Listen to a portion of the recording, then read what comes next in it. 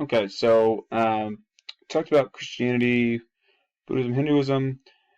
I want to talk just quickly about Confucianism again. I mentioned that a little bit earlier, but remember the big stuff about Confucianism is the five relationships: filial piety, Ren, good government, education, civil service exams. Confucianism begins with Han China, really persists throughout the time periods. It's interrupted here and there when China is conquered by the Mongols, and also to some degree with, and that it happens in the post-classical era with the Mongols. But then when the Qing dynasty takes over at the end of the early modern era in the 1600s, the Confucianism, um, it changes a bit, but the Qing do embrace it, but the people they conquer don't necessarily have to conquer it. So Confucianism is a big continuity in China. Um, I just want to go over the five relationships real quick. So there's the five relationships are ruler to subject, husband to wife, older brother to younger brother, friend to friend, and um, like parent to child. Okay, so or father to son. Um, yeah, father to son. Sorry. So or parent to father to child.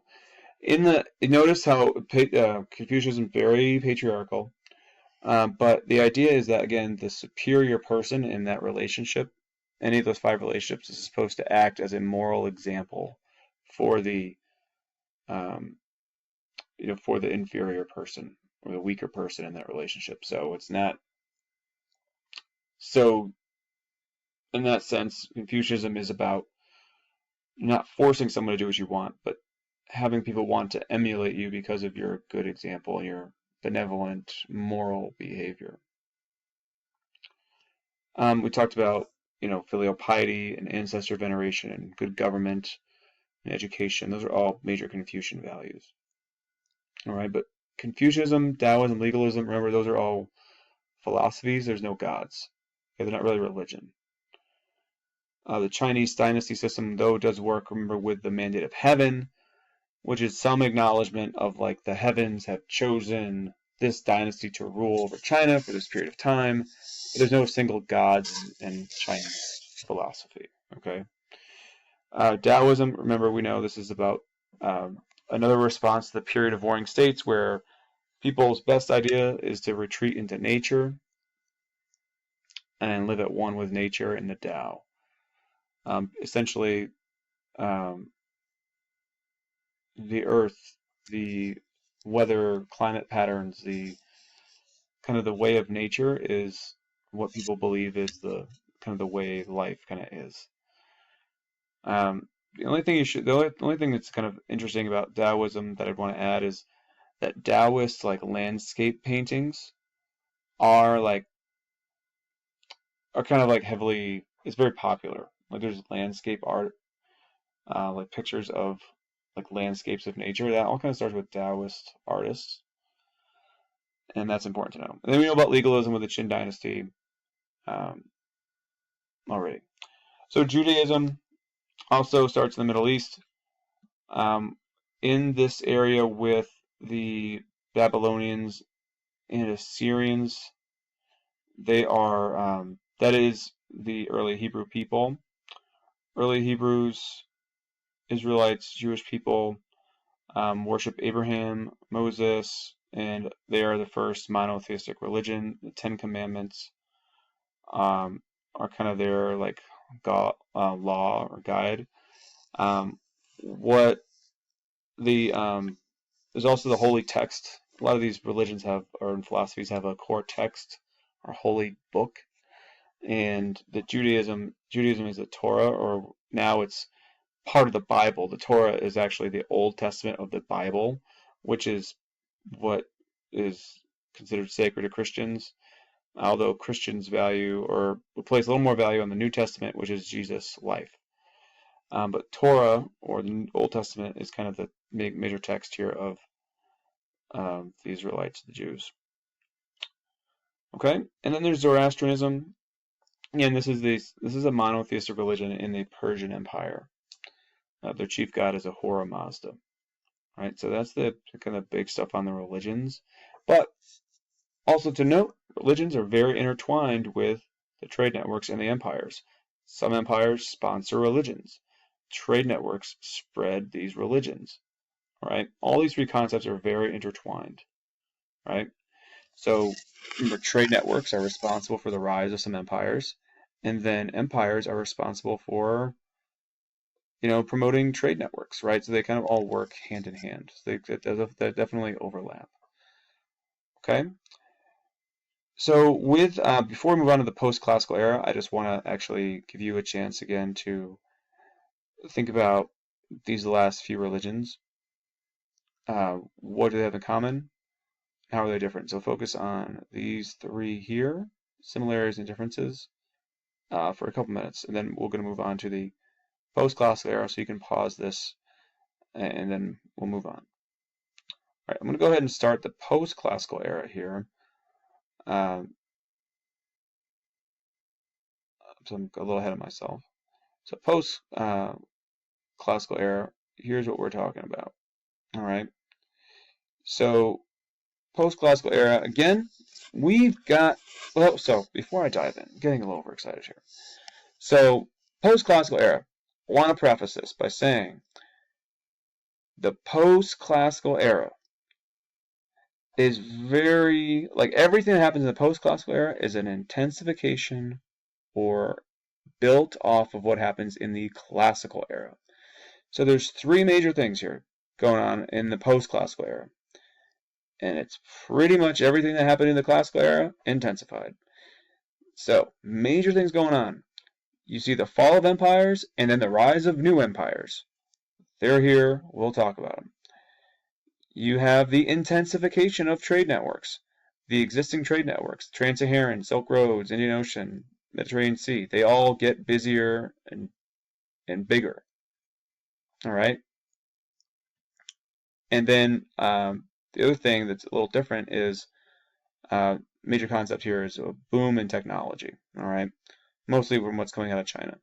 All right, so we'll talk about those things. So let's start with post-classical era. Basic stuff, time frame. You got to know when you see this map, you see this time frame anywhere on an AP test or anything you have in class, 600 to 1450, that is your post-classical era, folks, okay? You got to remember that. Here's the major empires. So the Romans have fallen. That's kind of what marks the end of the classical era when Rome falls. That's one of the markers. That's a major turning point, is when Rome falls. So Rome falls, and you get some other empires that emerge here.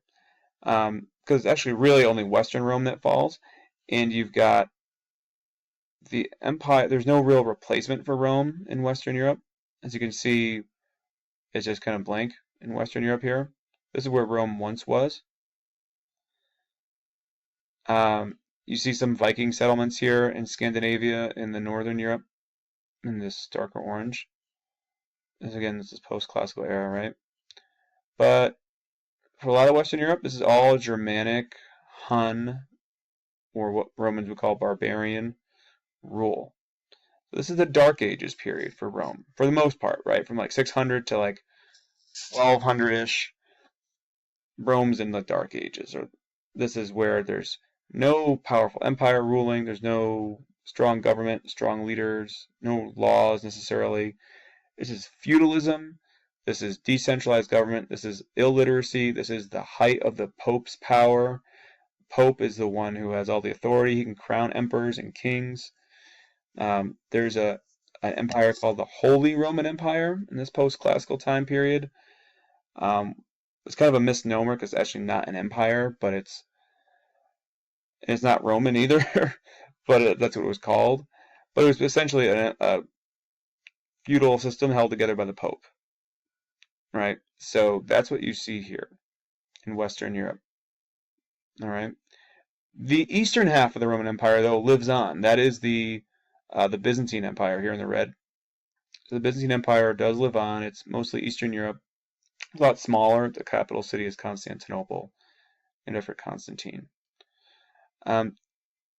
another major turning point here, and this is something you got to write down, okay?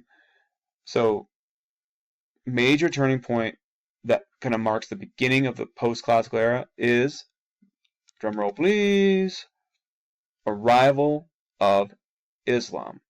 Okay, that's a game changer. It marks the start of a new period.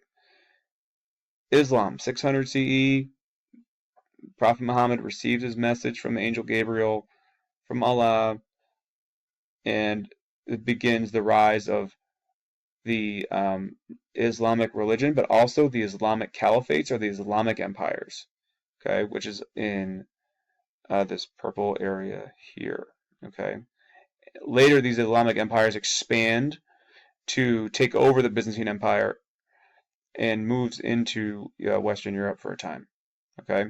So the Islamic empires are very powerful and they last a long time. And there's different versions of the Islamic empires too. All right, so we'll talk about them in a little more detail. My personal favorites, the Mongols, rise at this time as well, and overtaking the Chinese dynasties here. So after the fall of the Han Dynasty, you see the Su, Tang, and Song. But then when the Song Dynasty falls, it's due to the Mongol rise to power and invasion. So you have the Mongol empires here. Look at how big this is. This is really kind of where you end at 9th grade, I believe, with the end of the Mongol rule. All right, and the Mongols do take China, and China is ruled by the Yuan dynasty, which is the Mongols. All right, so Yuan is Y-U-A-N. Japan's starting to rise as a power. We can't forget about the Americas either. There's some pretty major empires rising here. We saw in the classical era the Mochi and the early Mayans. In the post-classical, really interesting place, really interesting empire, the Inca.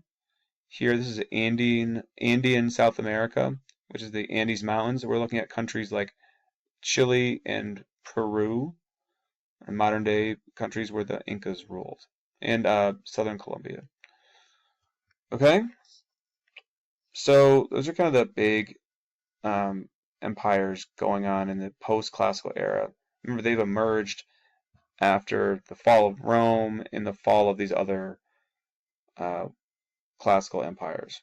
Okay, so governments had to respond to the fall of these empires and kind of reorganize, right? So a lot of the traditions of classical empires carried on here. All right, there's military, there's patriarchy, there's infrastructure and supply lines and road system and defensive walls. There's reliance on trade networks. There's agricultural-based societies. So the empires are still here. There's still law codes, and a lot of the law codes are built on Roman tradition. All right. What's different though is with Islam, you see like early theocracies kind of develop. What's unique about the Islamic caliphates and the Islamic empires is that the empires are governed by religion. Okay? So the rules of Islam in the Quran, the holy text of Islam, is kind of what dictates the laws of the empire. All right, so Muhammad is not only the religious leader, the prophet, he's also the first caliph or leader of Islamic empires. And so before we go too much into the Islamic empires and Muhammad, I just want you to note a couple things before we move on. What new empires rise, and what are the two major turning points we talked about in this slide? Okay, go back if you have to do that, but I try to make those pretty apparent.